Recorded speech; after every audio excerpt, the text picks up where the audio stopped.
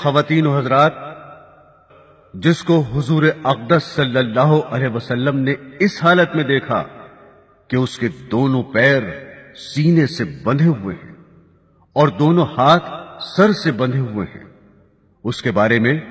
آپ صلی اللہ علیہ وسلم نے فرمایا کہ یہ وہ عورت ہے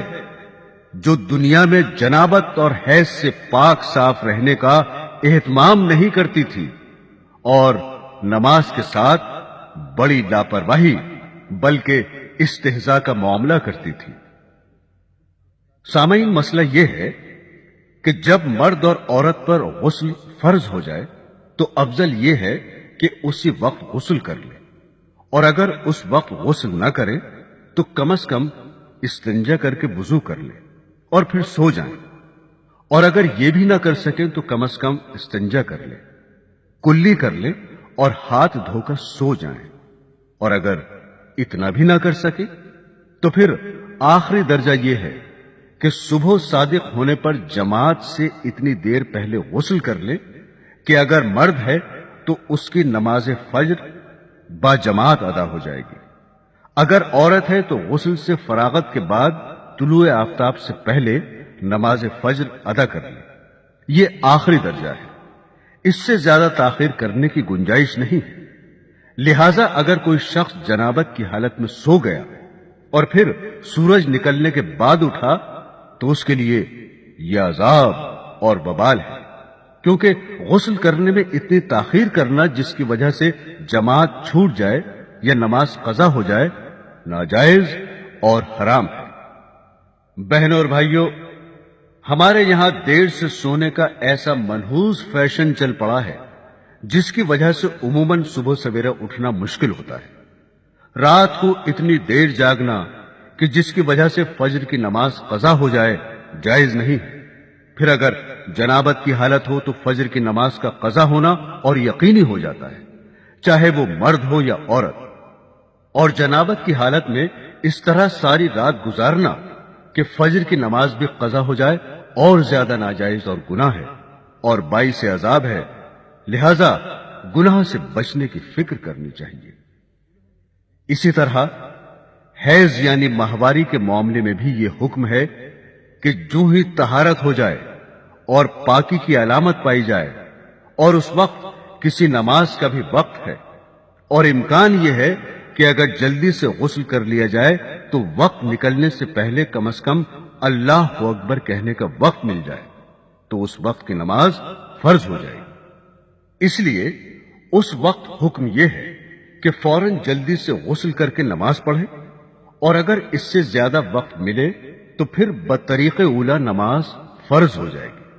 مثلا نماز کا وقت ختم ہونے میں 1 گھنٹہ باقی ہے اور پاکی کی علامت موجود ہے تو وہ فوراً غسل کر کے نماز پڑھے۔ لیکن آج کل خواتین میں یہ مرض عام ہے کہ اس وقت کو لاپرواہی میں گزار دیتی ہیں، چنانچہ اگر رات کو عشاء کے بعد پاک ہو گئی تو ساری رات بغیر غسل کے ناپاکی کی حالت میں گزار دیں، حالانکہ صبح صادق سے پہلے غسل کر کے عشاء کی نماز پڑھنا ان پر فرض ہو چکا ہے۔ اس لیے ایسی صورت میں ان کو چاہیے کہ غسل کر کے پاک صاف ہو جائیں اور نماز ادا کریں۔ حضرات صحابیات کا آخرت کی فکر کی وجہ سے یہ حال تھا کہ وہ رات کو بار بار اٹھ کر اور چراغ جلا کر دیکھا کرتی تھی کہ کہیں ایسا تو نہیں کہ طہارت ہو چکی ہو اور نماز فرض ہو چکی ہو اور پھر ہماری نماز قضا ہو جائے۔ آج کل تو چراغ جلانے کی زحمت بھی نہیں ہے، صرف بٹن دبانے کی دیر ہے۔ لاپرواہی کرنے اور کئی نمازیں ضائع کرنے کا یہ عذاب اور وبال ہے